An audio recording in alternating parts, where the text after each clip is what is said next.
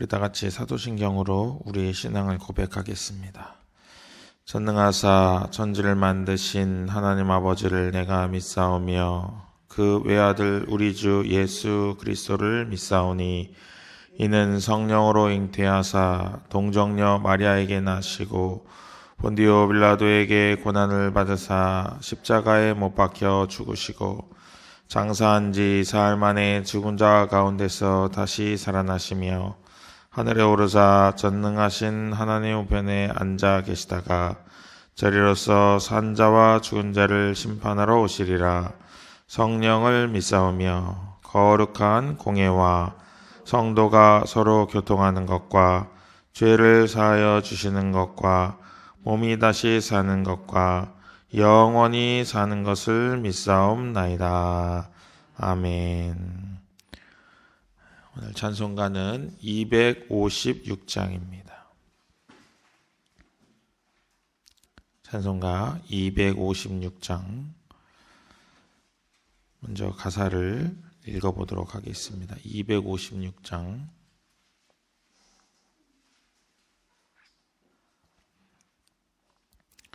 1절입니다. 나의 죄 모두 지신 주님, 십자가 모진 그 고통을 묵묵히 참고 당하셨네. 그 은혜 어찌 보답할까?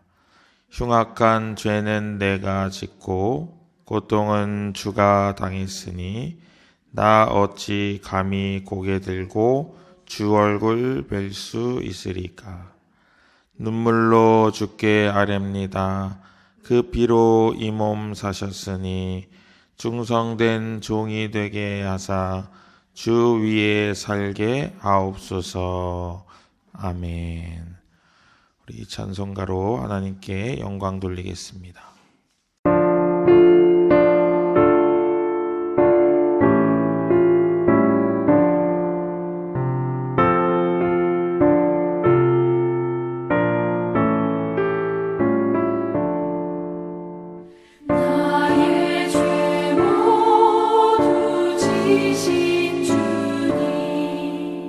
십자가 모진 그 고통을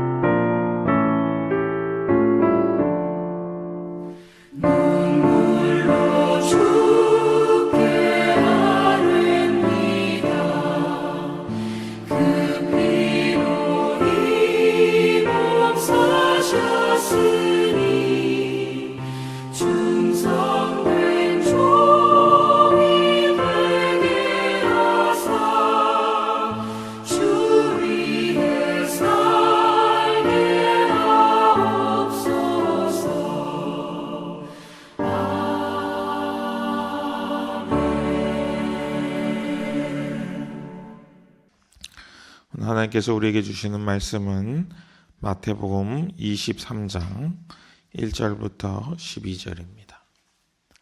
마태복음 23장입니다.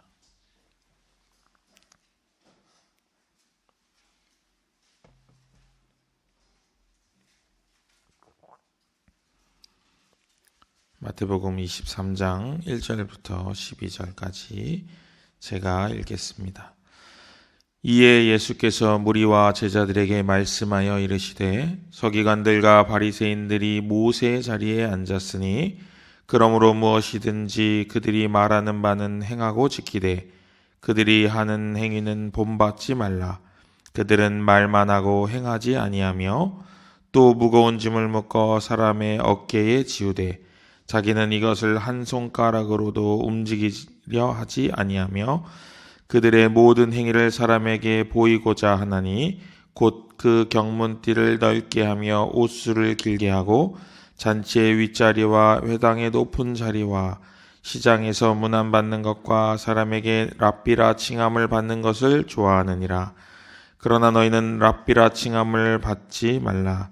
너희 선생은 하나요 너희는 다 형제니라. 땅에 있는 자를 아버지라 하지 말라. 너희의 아버지는 한 분이시니 곧 하늘에 계신 이시니라. 또한 지도자라 칭함을 받지 말라. 너희의 지도자는 한 분이시니 곧 그리스도시니라. 너희 중에 큰 자는 너희를 섬기는 자가 되어야 하리라. 누구든지 자기를 높이는 자는 낮아지고 누구든지 자기를 낮추는 자는 높아지리라. 아멘. 사람을 성장시키는 여러 가지 요소들 중에서 동전의 양면같이 생각되는 두 가지가 있습니다. 하나는 칭찬이고 하나는 질책입니다. 서로 반대되는 말이죠. 그래서 칭찬을 하면은 고래도 춤춘다. 이런 이제 유명한 책 제목 때문에 진짜 고래가 춤추는 것 같습니다. 그래서 움직이지 않는 아이들이 칭찬을 하면은 막 열심히 해요. 근데 너무 또 칭찬만 하면은 아이들이 천방지축이 됩니다. 그래서 질책이 좀 필요할 때가 있어요. 그건 하면 안 된다. 칭찬하면 이제 자기 존재감이 커지니까 막 이것도 하고 저것도 하고 막 열심히 하거든요. 근데 그 중에는 하면 안 되는 것들도 있을 때가 있어요. 그럴 때는 이제 질책이 필요합니다. 그건 하면 안 된다. 경계를 잘 그어주어야 되죠. 그런 이 경계에 잘 그어주는 필요한 것이 바로 오늘 말씀입니다. 예수님께서는 공생의 기간 동안 많은 사람들을 고치시고 만나시고 말씀을 설파하시고 여러 가지 좋은 모습들을 보여주셨는데 유독 오늘 본문에 나오는 두 부류의 사람들에게는 아주 혹독한 질책을 늘 하셨어요. 그래가지고 오늘 우리가 읽은 23장 후반부에 가서 보면은 화 있을진저 이게 7번이나 나옵니다. 근데 이것이 누구에게 하는 말인가 우리가 잘 알아들어야 될 줄로 생각이 됩니다. 오늘 질책을 받는 주인공들은 바리새인과 서기관들입니다. 아주 유명하죠. 우리에게도 아주 나쁜 인상으로 유명합니다. 하도 예수님이 질책을 하셔가지고. 그런데 너무나도 충격적이고 너무나도 우리가 늘 기억해야 될 것은 뭐냐면은 우리도 바리새인이 될 수 있다는 겁니다.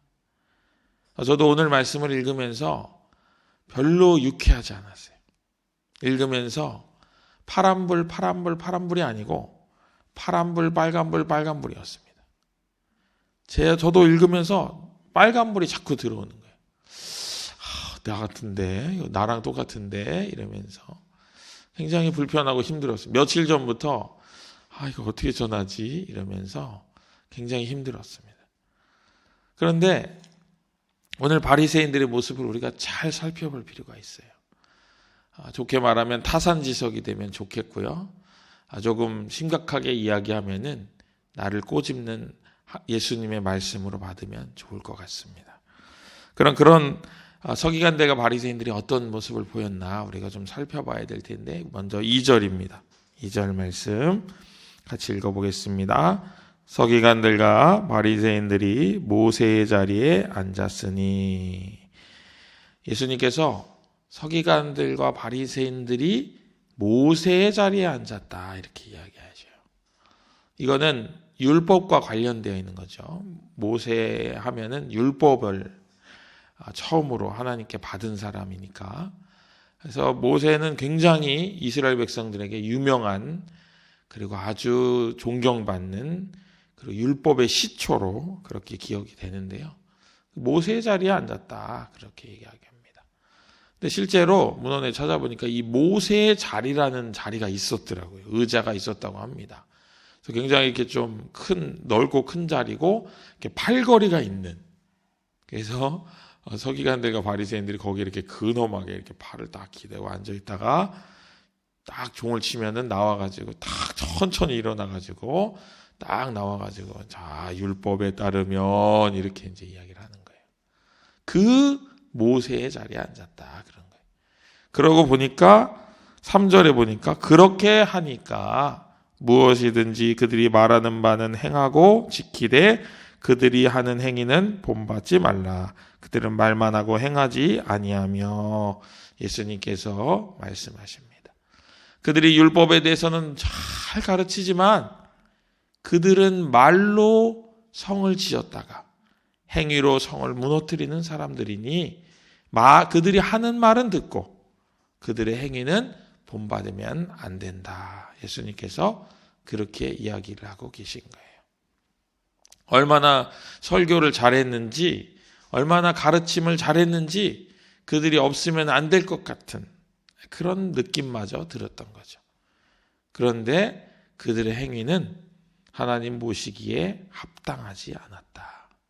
그들이 하는 말보다도 훨씬 못 미치는 그런 행위를 하고 있었다라고 예수님께서 꼬집어 말하고 계십니다. 4절에도 보니까 또 이렇게 하죠. 또라는 건 이제 추가되는 접속사인데, 또 무거운 짐을 묶어 사람의 어깨에 지우되 자기는 이것을 한 손가락으로도 움직이려 하지 아니하며 그럽니다. 인간의 뼈가 613개라고 하죠. 그래서 율법을 613개의 조항으로 늘렸습니다. 아주 세세하게, 애매한 부분들을 세세하게 정하는 거예요. 그래서 그렇게 다 분할된 율법 조항을 가지고 사람들의 어깨에 짐을 지우는 거예요. 너희들 제대로 하려면 이 613개 다 잘 지켜야 돼. 이렇게 하는 거예요. 그러니까 예수님에게 어떤 율법학자가 나와가지고 그러잖아요. 자기는 율법을 다 지켰다고. 어떤 청년도 와가지고 자기는 율법을 다 그걸 자랑하는 거예요. 613개를 아무도 잘 지킬 수 없는데 자기는 잘 지켰다. 이제 뭘 더 하면 됩니까, 예수님? 이렇게 물었던 것처럼 이 613개의 짐을 만들어가지고 이 짐을 이제 백성들에게 지웠다는 거예요. 그런데 아까 3절에서도 얘기했지만 이 짐을 사람들에게는 지우지만 자기는 어떻게 했다고요? 손가락 하나도 움직여서 그 짐을 지려고 하지 않았다는 거예요. 그런 모습을 통해서 바리새인들과 서기관들은 자신의 권위를 공교히 하고 자신의 지배력을 강화시키는 데만 사용을 했다는 거예요. 그러면서 그들이 어떤 행태를 보이냐? 5절부터 7절입니다. 같이 눈으로 보시면, 그들은 모든 행위를 사람에게 보이고자 하나니 곧 그 경문띠를 넓게 하며 옷수를 길게 하고 잔치의 윗자리와 회당 높은 자리와 시장에서 문안받는 것과 사람에게 랍비라 칭함받는 것을 좋아하느니라. 이들이 보였던 행동은 5절 처음에 모든 행위를 사람에게 보이고자 한다. 거기에 다 요약되어 있어요. 그런데 그들이 주로 했던 행위를 예수님께서 쭉 나열합니다. 첫 번째로 경문띠를 넓게 한다 그래요. 이 경문띠라는 거는 이제 율법에서 가장 중요한 구절들을 이제 두루마리, 양피지 같은 데 써가지고 그걸 띠에다 넣었는데 그 띠를 경문띠라고 불렀어요. 그래서 하나님께서 이것을 손목에 매기도 하고 뭐 이마에 매기도 하고 이런 말씀이 있잖아요. 그거를 이렇게 두껍게 해가지고 누가 봐도 저 사람 띠를 했구나 알 수 있도록 하는 거예요. 그럼 여러분 한번 생각해 보세요. 여러분 이걸 사람에게 보이려고 두껍게 만들었어요. 그러면 때때로 이걸 풀어가지고 거기 있는 두루마리를 꺼내서 말씀을 읽었을까요? 안 읽었을까요? 읽었을까요? 안 읽었을까요? 읽어야 되는데 읽으라고 했는데 하나님은 읽으라고 만들어주신 건데 그걸 두껍게 만들어 세팅을 딱 했잖아요. 세팅이 풀리면 안 되니까 고이 모셔놨다가 다시 하고 고이 모셔놨다가 다시 하고 꺼내서 읽는 일은 잘 없고 이렇게 되는 거죠.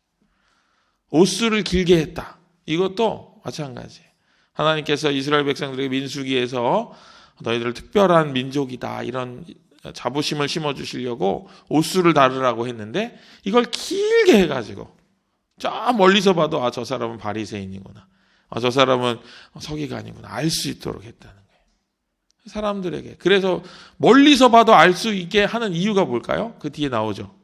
시장에서 인사받는 걸 좋아했다. 그러는 거예요. 랍비, 저기 랍비님 오신다. 이러는 거예요. 네, 그러는 거죠. 그런 것들을 하기 위해서 이렇게 했다는 거예요. 얼마나 이 모습이 우스꽝스러웠을까 생각이 됩니다. 우리는 이제 그들의 내면을 아니까 예수님을 통해서 아니까 그렇습니다만은 이때 사람들은 대부분 문맹이었어요. 글씨를 몰랐거든요. 근데 이 율법학자들 또 서기관들 바리새인들은 글씨를 알았어요. 율법을 읽고 늘 그것을 이야기해 주었단 말이에요. 자, 율법에 보니까 하면서 율법을 쭉 읽어주고 설명해 주는 거예요. 그러다 보니까 엄청 존경받고 위대한 사람으로 역임을 받았던 거죠.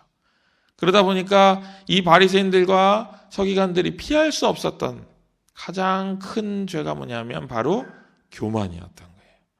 자기가 하나님 자리에 앉아가지고 하나님 주신 율법을 자기가 받고 자기가 만들어낸 것처럼 사람들에게 이야기를 했다는 거죠. 그래서 그 율법 때문에 그 교만 때문에 이 바리새인들이 예수님께 이렇게 혼쭐이 나고 있는 거예요. 예수님께서는 이런 모습을 질책하시면서 이렇게 살면 안 된다.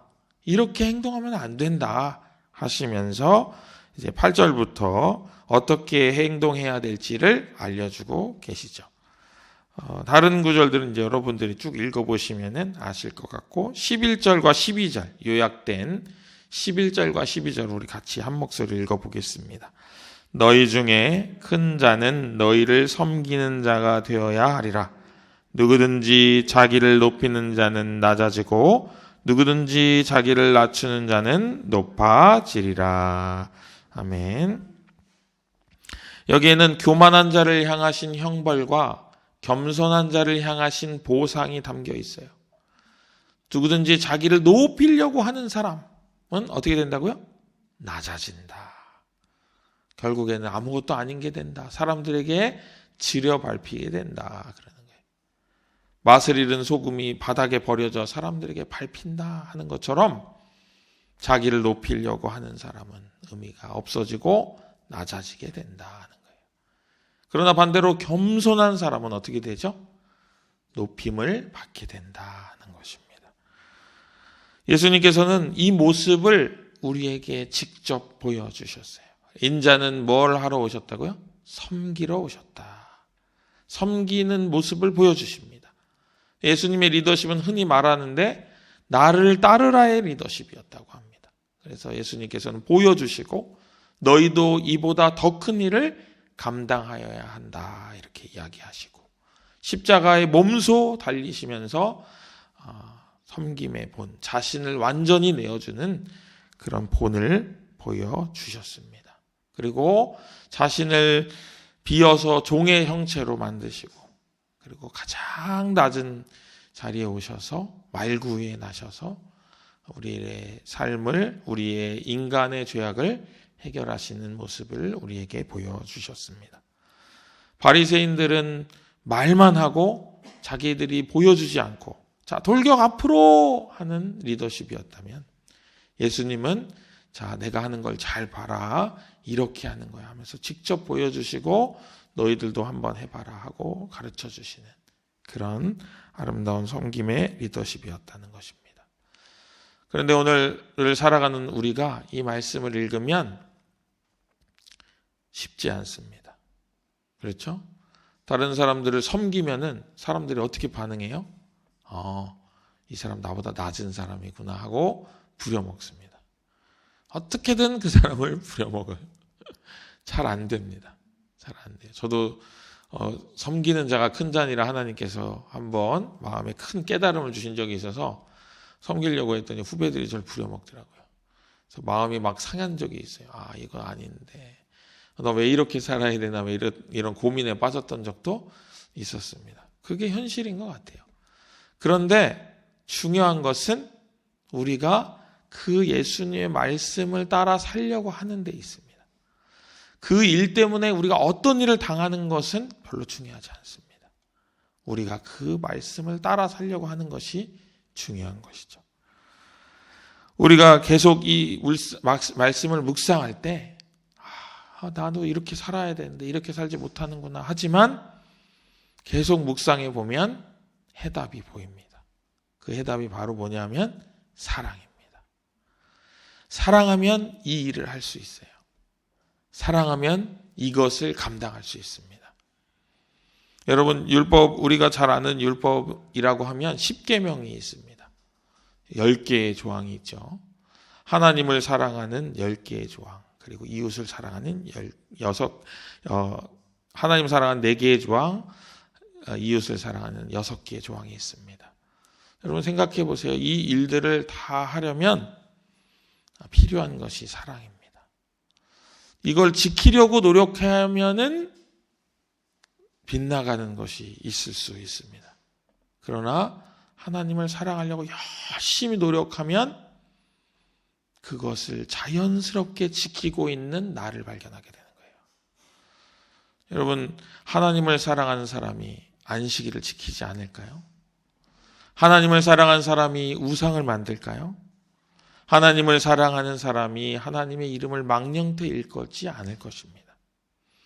그 하나님을 사랑하고 보니 그 하나님이 부모를 공경하라고 하신 말씀이 마음에 사무치는데 어찌 부모를 홀대할 수 있겠습니까? 그 하나님을 사랑하는 사랑이 너무나도 북받쳐가지고 인생을 살아가는 사람이 어찌 도적질하겠으며 어찌 이웃을 해하는 말을 하겠습니까? 그를 돕고 나를 희생하고 그 예수님의 사랑에 감격하는 삶을 살려고 자연스럽게 노력하지 않을까요? 이것이 바로 율법의 정신입니다. 하나님이 율법을 우리에게 주신 이유는 사랑을 실천하는 나를 점검하라는 거예요. 내가 얼만큼 사랑하고 있나. 내가 하나님 사랑한다고 하는데 이 4가지 모습이 내 안에 있나 없나를 통해서 내가 진짜 하나님 사랑하나를 측정해 보라는 거예요. 그 말씀을 지켜 행하라는 의미도 있지만 너의 마음 안에, 너의 행동 안에 이 모습이 있는지 점검함을 통해서 네가 진정 사랑을 실천하고 있는지, 네가 진짜 사랑을 하고 있는지 너를 스스로 점검해 보라는 거예요. 그 잣대를 가지고 다른 사람을 재는 것이 아니고 나를 스스로 재라는 거예요. 그 10계명을 쭉 읽으면서 내가 잘 하지 못한 부분이 왜 그런지 점검해 보라고 하나님께서 우리에게 주셨다는 것입니다. 하나님은 우리의 마음을 원하십니다. 우리가 구약을 읽으면서 대예언서와 소예언서를 쭉 읽으면서 계속 했잖아요. 마음을 달라고. 하나님 마음을 보신다 했잖아요. 그 마음을 하나님께서 헤아리는 도구로 율법을 주셨다는 거예요. 율법은 나를 어떻게 바꾸어가면 좋을지 방향을 알게 하고 또 내가 얼마만큼 하나님 사랑과 이웃 사랑에 열심을 내고 있는지를 그것을 잘 실천하고 있는지를 점검하는 그런 귀한 척도가 되는 것입니다. 바리새인들과 서기관들처럼 다른 사람을 재는 도구가 아니라는 것이에요. 우리는 이 땅에 사랑받고 사랑하도록 지음받은 존재들입니다. 그것이 가장 중요합니다. 그를 위해 율법이 존재하고 그것을 위해 모든 것이 존재하는 것입니다. 오늘 하루 우리 예담의 모든 권속들 살아가실 때 나는 얼마만큼의 사랑을 소유했나, 그 사랑을 얼마만큼 행동으로 전하고 있나 고민하고 나를 스스로 저울에 달아보시는 귀하고 복된 하루 되시기를 주님의 이름으로 축복합니다. 더불어 23장 그리고 쭉 이어 읽으실 때 화 있을진저 합니다. 그 화 있는 사람이 어떤 사람인지 보실 때 나도 거울에 비춰볼 수 있는 용기와 담대함을 소유하시는 우리 귀한 예담의 권속들 되시기를 다시 한번 주님의 이름으로 축복합니다. 우리 오늘 수험생을 위한 기도를 같이 드리도록 하겠습니다. 오늘 김서연 학생을 위해서 기도할 텐데요. 우리 김재현 집사님, 안신영 집사님 따님입니다.